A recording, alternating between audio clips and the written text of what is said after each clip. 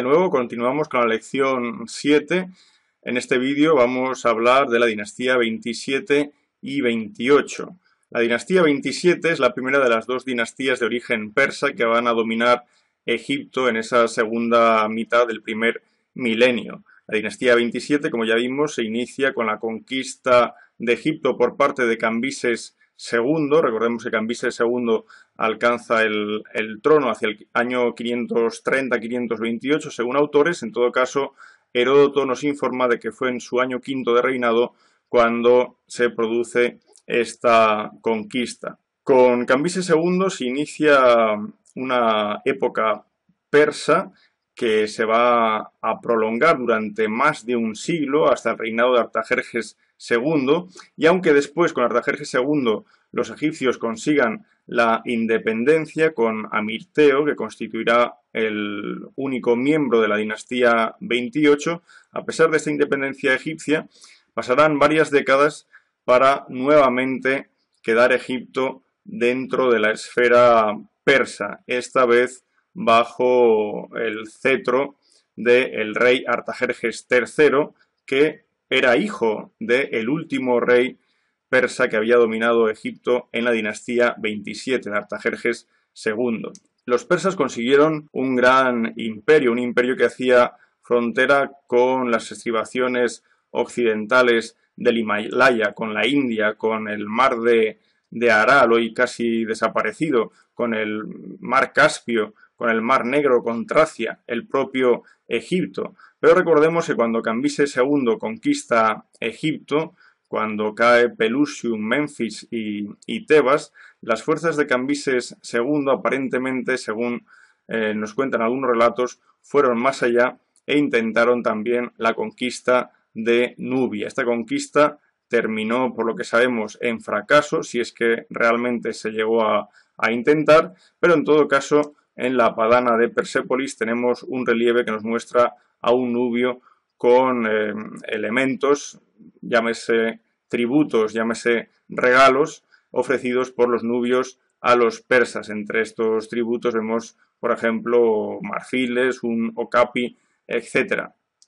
Y otra misión que acabó en fracaso por parte de Cambises II fue el intento de someter a los habitantes del oasis de Siwa, un oasis alejado del delta, de la cuenca del Nilo, hacia occidente, casi en la frontera con Libia, y es una aventura de la que también tenemos relatos por parte de Heródoto, que nos habla de una gran expedición militar que acabó sepultada durante una tremenda tormenta de arena. Hay una escultura que sí que me gustaría mencionar por el interés notable que tiene. Por una parte, es la única escultura de bulto redondo que nos ha quedado de un rey de la Persa aqueménida, pero por otra parte es una escultura que, aunque fue hallada en la puerta este del palacio de Susa, esta pieza en realidad estuvo originalmente en Egipto, al menos eso es lo que se piensa. La escultura fue hallada en el año 1972, actualmente está en el Museo de Teherán y originalmente medía casi 3 metros de altura, por lo tanto un tamaño superior al natural. Está hecha en grauwacca, es decir, esta piedra que los egipcios conseguían en el Wadi Hamamat, wadi que Darío I también puso en explotación. Pero esta pieza tiene interés no solo por lo que comentaba, sino también porque en ella se mezclan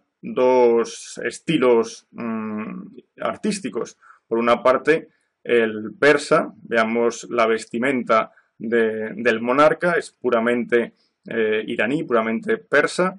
Vemos, por ejemplo, cómo el cartucho que incluye el nombre de Darío aparece en el cinturón que sostiene la daga del rey, pero sobre todo interesante es la base sobre la que se apoya la estatua. En esta base encontramos toda una serie de óvalos que incluyen nombres de pueblos sometidos al más puro estilo egipcio, pero vamos a ver algunos de ellos. Vamos a mencionar solo algunos de ellos. Por ejemplo, a la izquierda aparece una figura con un óvalo en su parte inferior en el que se lee en jeroglífico Babar, es decir, el nombre de Babilonia. Justo a su derecha vemos otra figura en la que leemos Armaina, se refiere a Armenia, otro de los territorios sometidos. La siguiente, a su derecha, es Gezperkai, es decir, Capadocia.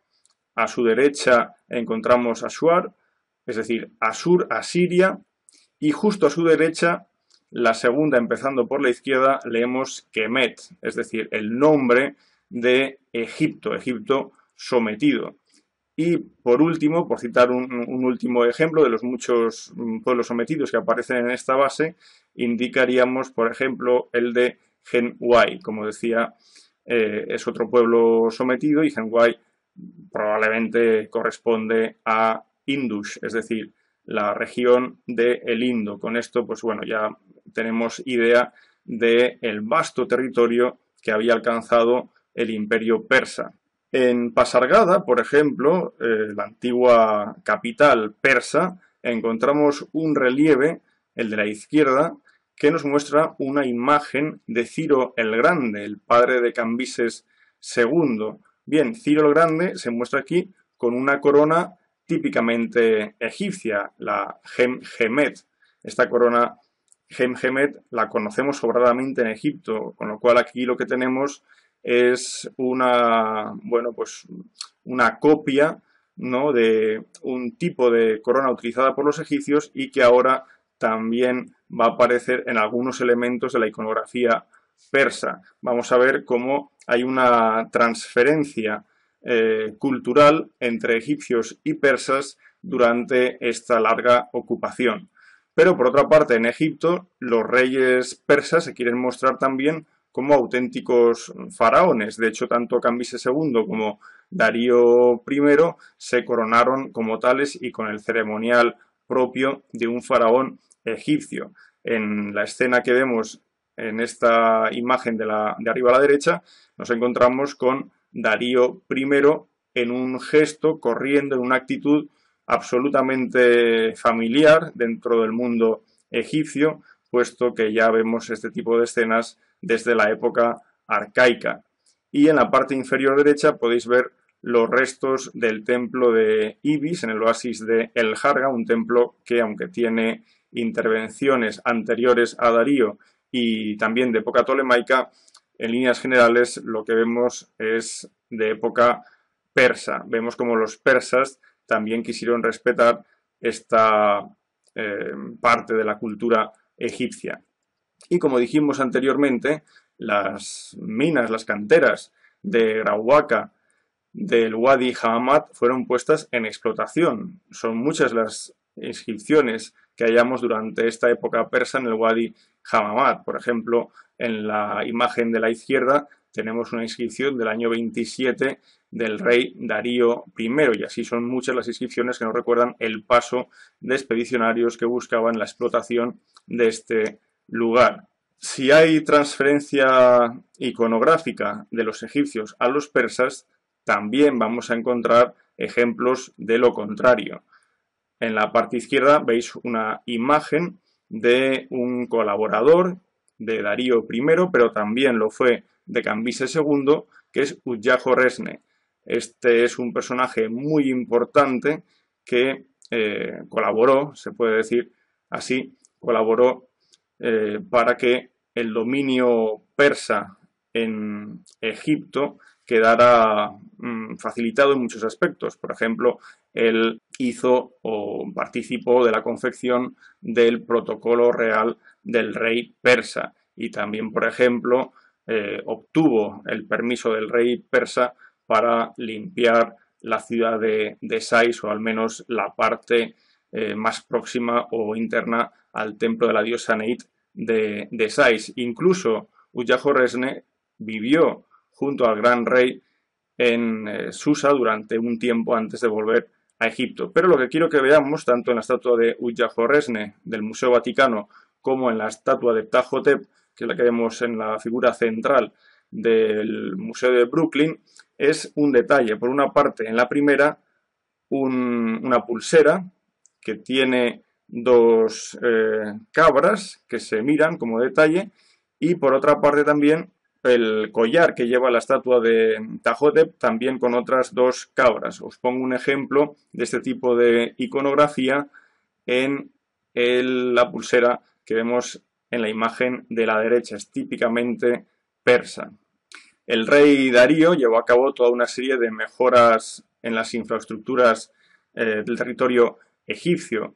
Quizás la más conocida es la del canal que unía el Mar Rojo con el delta del Nilo. Recordemos que Nekau II, el faraón egipcio de la dinastía 26, había comenzado con esta obra descomunal, pero quizás por razones de seguridad prefirió dejarla inacabada. En todo caso, Darío I la concluye y de esto quedan varias pruebas documentales, son varias las estelas que se hallaron en la zona por la que transcurrió el canal. Entre estas estelas, la que vemos ahora en pantalla, de la que he extraído un pequeño fragmento de texto, un texto cuneiforme, en la que se habla precisamente de ese dominio de Egipto, la orden de realizar el canal y de las ventajas de realizar este canal, porque de ese modo se ponía en comunicación Egipto con Persia, comunicándolas por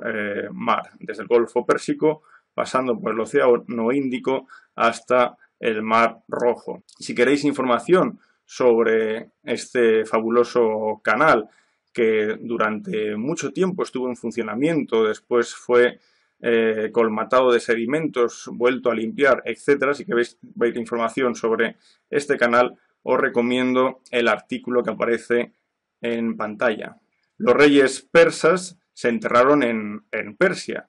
Todos conocemos las magníficas tumbas rupestres de Nag y Rustam, donde tenemos enterrados buena parte de esos monarcas persas. También hay algunos en Pasargada. Pero para aquellos funcionarios, mercenarios, etcétera, que los persas se trajeron a Egipto y que en muchos casos hicieron vida en Egipto, los enterramientos se produjeron, por supuesto, en aquel país. Y es en este punto donde debemos mencionar otra forma de esa transferencia cultural entre unos y otros. Por ejemplo, la estela de la izquierda, que es de comienzos del reinado del rey Jerjes I, nos muestra en la parte superior, en ese registro superior, inscripciones jeroglíficas, la figura fácilmente reconocible de Osiris sentado en su trono, pero fijémonos en la parte derecha. A la derecha de Osiris, esas dos figuras no son para nada egipcias. Miremoslas bien. Estas figuras no representan habitantes de Egipto, estos son extranjeros y como tal son fácilmente identificables, sobre todo fijémonos por su peinado y no solo ya por el vestido, sobre todo por el peinado. Pero si vamos más hacia abajo, en el registro inferior, vemos otro tipo de escritura. En realidad esto no es demótico, por supuesto no es jeroglífico, esto es arameo. El arameo era una lengua franca del momento, era como el inglés de la época. Por lo tanto, esto es una estela hallada en Saqqara, por desgracia hoy desaparecida, durante la Segunda Guerra Mundial fue destruida, pero una estela que nos muestra cómo elementos de origen semita o también en otros casos de origen persa van a adoptar toda una serie de cualidades propias de los egipcios en sus enterramientos. Y ya en la imagen de la derecha vemos un altar existente en Karnak, que es un altar de fuego, por lo tanto un altar de tipo zoroástrico y común dentro de la religión que profesaban los persas, pero este altar se erigió junto o en la zona este de Karnak.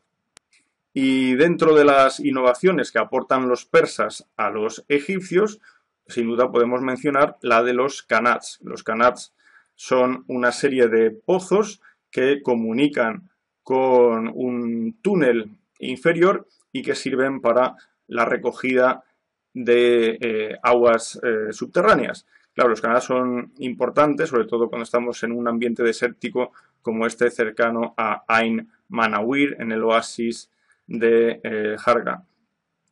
Podéis ver información sobre los qanats en el artículo que os pongo ahora en pantalla. En Persia son muchos los khanats existentes, en Egipto los ejemplos son, bueno, muchos menos. Y bien, una vez dejamos atrás el reinado de Cambises II y Darío I, a la muerte de Jerjes I, accede al trono de Persia Artajerjes I, y esto va a ser aprovechado por los egipcios para realizar toda una serie de revueltas. Hasta este punto podemos decir que bueno, pues la actividad de los persas en Egipto fue ciertamente positiva, a pesar de esa leyenda negra, ¿no?, que rodea la actividad persa, sobre todo de época de Cambises II. Egipto, tengamos en cuenta, se había convertido en la sexta satrapía o sexta provincia del imperio persa de las 20 que contaba. El tributo anual de Egipto a Persia era de 700 talentos, según nos cuenta Heródoto. Pero es que además tenemos informes contemporáneos, como el papiro 215 de la Biblioteca Nacional de París, que nos habla de que en el año 3 de Darío I, este monarca quiso aceptar el derecho, las leyes propias de los egipcios, porque mandó reunir a todo un gran equipo de sabios, escribas, etcétera, para que reunieran en un informe las leyes, ¿no?, que se procuraban en Egipto hasta la época del faraón Amasis. Y tras un largo proceso de trabajo, que duró, si no recuerdo mal, unos 16 años, se publicaron estas leyes. Por lo tanto, Darío acepta el derecho egipcio y esto es importante. Esto es un éxito importante de la administración persa en Egipto. Como decía, llegamos al año 465, que es cuando accede al trono Artajerjes I, y en ese momento, o muy poco después, aprovechando las siempre difíciles situaciones que se producen entre la muerte de un rey y la venida de su sucesor, aprovechando esto, se crea una rebelión en el delta, una rebelión que parte de Sais y que tiene como principal miembro a Ínaros. Este Ínaros pedirá la ayuda de los atenienses. Atenas enviará entre 40 y 200 barcos. Al principio tendrán éxito, llegarán incluso a asediar la ciudadela de Menfis, llegarán a derrotar al sátrapa y asesinar al sátrapa persa de Egipto llamado Aquemenes, que era, por cierto, hermano de Jerjes I y tío de Artajerjes I, pero una vez se produzcan estos éxitos iniciales, la situación se va a volver en su contra, puesto que el rey persa Artajerjes I enviará refuerzos, de modo que finalmente Ínaros será capturado, los griegos derrotados, e Ínaros será llevado a Susa. Esta rebelión acabará en el año 454 o 457, según el autor al que leamos, pero acabará con la crucifixión o empalamiento de Ínaros. La rebelión aún continuará por un tiempo, a partir del 450 más o menos, con Amirteo, también un personaje que debía ser oriundo de Sais. Y por lo tanto, quizás estos personajes son descendientes o de algún modo los podemos relacionar con los últimos reyes de la dinastía Saíta 26, la que precede a la primera invasión persa. Podéis ver información sobre esta rebelión de Ínaros y una nueva lectura de las posibles fechas en las que debemos situar los acontecimientos por parte del investigador Dan Elkan. Esta no será la única rebelión, en realidad hubieron varias. Por ejemplo, una en el año 522, cuando muere Cambises II y llega al trono Darío I. Aquí hubo un problema interno en Persia, un problema en el que, bueno, pues Darío tuvo que intervenir para acceder al trono, asesinando a un mago usurpador. Y después encontramos otra, por ejemplo, en el año 486, también en el momento en el que se produce la muerte de Darío I y llega al trono Jerjes I. En fin, aparte de lo que comentamos de Ínaros y Amirteo, llegamos al año 410, entre el 410 y 404, es seguro que habían conatos de rebelión. Por ejemplo, mencionaremos la que se produce en Elefantina. En todo caso, Amirteo llega ahora en esta rebelión a triunfar, no tiene que ver con el Amirteo que mencionamos anteriormente, llega a triunfar, de modo que finalmente va a conseguir la independencia de Egipto, y esto ya bajo el reinado de Artajerjes II, que habría comenzado su gobierno en el año 405. Estas son las ruinas de la ciudad de Elefantina contemporánea a la época persa. Aquí vivía un destacamento militar hebreo, por lo tanto, un destacamento que podría remontar sus días a la época saíta. Es un lugar muy interesante. Aquí vivían familias. En este lugar se han encontrado multitud de papiros que nos hablan de la vida cotidiana en este emplazamiento, de la existencia de un templo dedicado a Yahvé, por lo tanto un segundo templo a Yahvé más allá de Jerusalén, pero también sabemos que en el 410 aquí hubo una gran explosión de violencia entre la comunidad egipcia y la comunidad hebrea. Una explosión que fue fomentada por el sacerdocio del dios Hnum en Elefantina. Quizás estas rebeliones locales de algún modo podamos relacionarlas con la de Amirteo que hemos comentado anteriormente. De hecho, en Ain Manawir, en el oasis del Jarga, se han hallado recientemente una serie de piezas que nos muestran fechas en las que aparece el nombre de Ínaros. Estas fechas son realmente interesantes. Por ejemplo, la de arriba a la izquierda, a él se le llama príncipe de los rebeldes.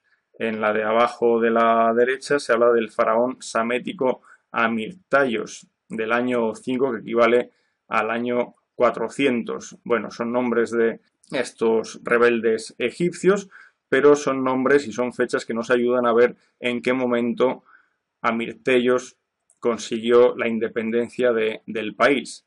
En su año 5, equivalente al 400, él se llama faraón, por lo tanto es independiente, pero sabemos, por ejemplo, como en Elefantina, por lo menos hasta el año 402, aún se reconoce a Artajerjes II, así que probablemente es en el 401 quizás cuando ya Amirtayos tiene un dominio total sobre Egipto, consolidando esa efímera dinastía 28 de la que va a ser el único miembro.